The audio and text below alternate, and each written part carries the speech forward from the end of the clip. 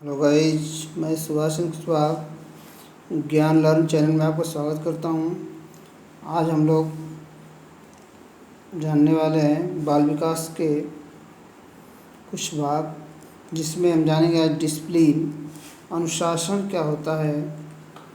ठीक है, तो डिसिप्लिन, देखिए डिसिप्लिन शब्द की उत्पत्ति डिसिप्लिन शब्द की उत्पत्ति डिसाइपल शब्द से हुई। मतलब कभी कभी पूछा भी जा सकता है कि डिसिप्लिन शब्द की उत्पत्ति किससे हुई, तो बता सकते हैं डिसाइपल शब्द से हुई, जिसका अर्थ है शिष्य। जिसका अर्थ क्या है? शिष्य।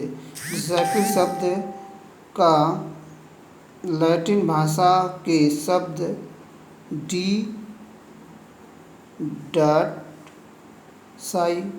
साइप्लस से बना है, जिसका अर्थ है सीखना या आज्ञा पालन करना। क्या अर्थ है इसका? सीखना अथवा आज्ञा पालन करना। अगर जो कोई व्यक्ति इस प्रकार प्रशिक्षित हो कि वह भली भांति स्वेच्छा से अपने उत्तरदायित्व को आज्ञानुसार पूरा करे, अनुशासित व्यक्ति कहलाता है।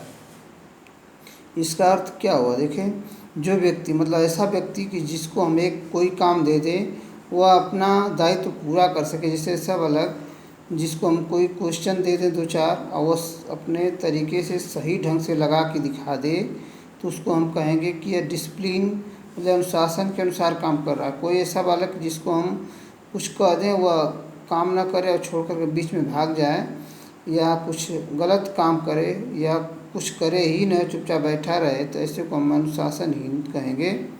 अगर उसको आ रहा है तो वो पूरे अच्छे ढंग से उस कार्य को करे, तो उसे हम कहेंगे अनुशासित। ठीक है, मुख्यतः अनुशासन के दो प्रकार हैं। पहला आंतरिक, जो स्वयं पैदा होता है, मतलब जो अपने आप से भाव स्वयं पैदा कर, ये काम करना चाहिए तो करना चाहिए, इसे करेंगे वैसे करेंगे। ठीक है, बाह्य, जो किसी बाह्य कारण से पैदा होता है, मतलब जो बताएं हम लोग या ऐसे करें तो बालक सीखता है, तो उसको हम बाह्य कारण कहेंगे। ठीक है, डॉक्टर एम्स ने इस पर 3 प्रकार बताए हैं। दमनात्मक, जो बलपूर्वक या भय से पैदा किया, जैसे बालक को कोई काम नहीं कर रहा, उसको हम दबा दे करके या बलपूर्वक उससे कोई काम कराएं, तो उसे हम दमनात्मक कहते हैं। भावात्मक, जो किसी से प्रभावित होकर, मतलब कोई काम कर रहे हैं, कोई व्यक्ति उसको देख करके सीख जाए कि हमको भी ऐसा करना चाहिए, तो वह क्योंकि प्रभावी। जैसे कोई बालक बहुत पढ़ने में तेज है, दूसरा बालक उसका अनुकरण करे, तो हम जानेंगे कि यह उससे क्या है, प्रभावित हुआ है। अगला है तीसरा आज्ञानात्मक अनुशासन, आत्म अनुशासन या मुक्त या स्वतंत्र, अर्थात बिल्कुल बच्चे के ऊपर छोड़ दिया जाए। मतलब बच्चे को कुछ भी नहीं कहा जाए, वह अपने आप उस पर क्या करे, अपने आप कोई कार्य करे, चाहे करे या ना करे, तो उसको हम कहते हैं आत्म अनुशासन या मुक्त या स्वतंत्र। ठीक है, अनुशासनहीनता क्या है? देखिए, अनुशासनहीनता के बारे में बता रहे हैं। अनुशासन का अभाव ही अनुशासनहीनता है।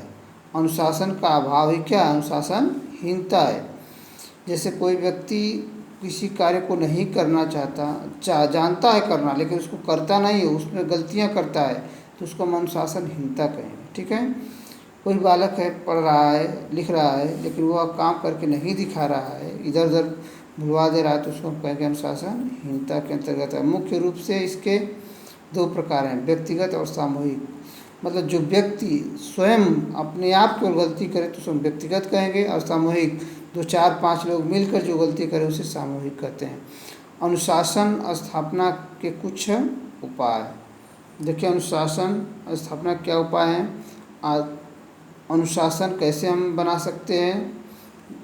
देखें, पहला है आदर्श प्रस्तुत करके। मतलब कोई अध्यापक अपने आप को एकदम आइडियल प्रस्तुत करे कि मैं इस तरह यह काम इतने समय पर एकदम ठीक टाइम से कोई काम करे, तो उस तरह बच्चे भी उसी तरह के अनुकरण करते हैं। अगला, प्रेरणादायक वातावरण प्रदान करके। मतलब बालकों को ऐसा वातावरण दिया जाए, उनको कुछ प्रेरणा मिले, सीख मिले, तो उससे वे क्या करेंगे? वातावरण प्रदान करने पर वो क्या करेंगे? सीखेंगे। सुशासन, या सुप्रबंधन। सुशासन मतलब कि स्वयं, मतलब छात्र को टीचर या प्रिंसिपल अध्यापक ऐसा अनुशासित बनाएं कि देख कर के बालक अपने उनको खुद अनुशासन प्रबंधन के द्वारा सीखे। ठीक है। अगला है न्याय की निष्पक्षता। मतलब टीचर द्वारा किए गए न्याय निष्पक्षता को अगर देखेगा तो बालक भी अब उसके मन में आता है कि हम भी न्याय इसी तरह करेंगे, गलत न्याय नहीं करेंगे। तो न्याय में निष्पक्षता। पठन पाठन का वातावरण बनाकर, अगर वातावरण ऐसा रहे जहाँ पर वातावरण ऐसा रहे कि जिसमें हम बालक को ठीक ढंग से, अच्छे ढंग से अनुशासित करके उसे पढ़ा सकें। ये न कि उसमें गाना सुनाएं या उसमें तरह तरह के उल्टी सीधी बातें करें, या कहीं गाना बज रहा है तो लड़के का दिमाग उधर जा रहा है, तो ऐसे वातावरण में पढ़ाई नहीं होगी। ठीक है। अगला है खेल, नृत्य, संगीत, चित्रकला, फोटोग्राफी। तो मतलब बालक को खेल कूद, नृत्य, संगीत, चित्रकला, फोटोग्राफी का भी ऐसे भी कुछ चीज़ बताएं जिसमें वो बालक सीखने की कोशिश करे।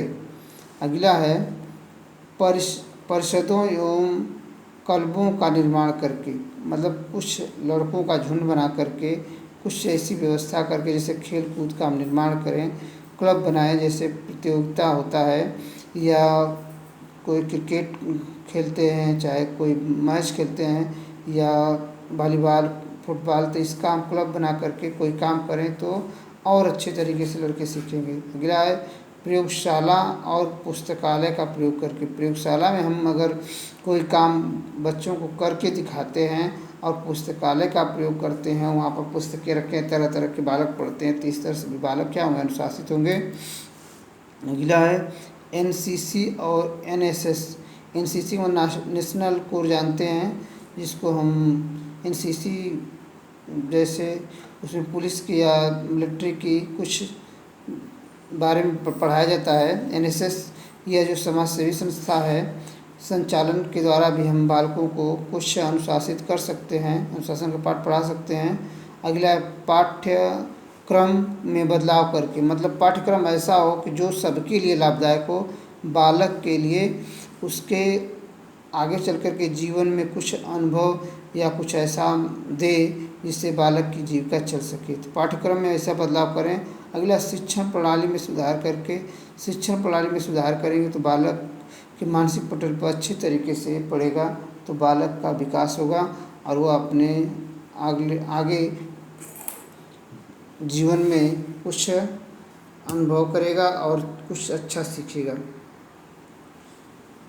अगला है व्यावसायिक शिक्षा प्रारंभ करके।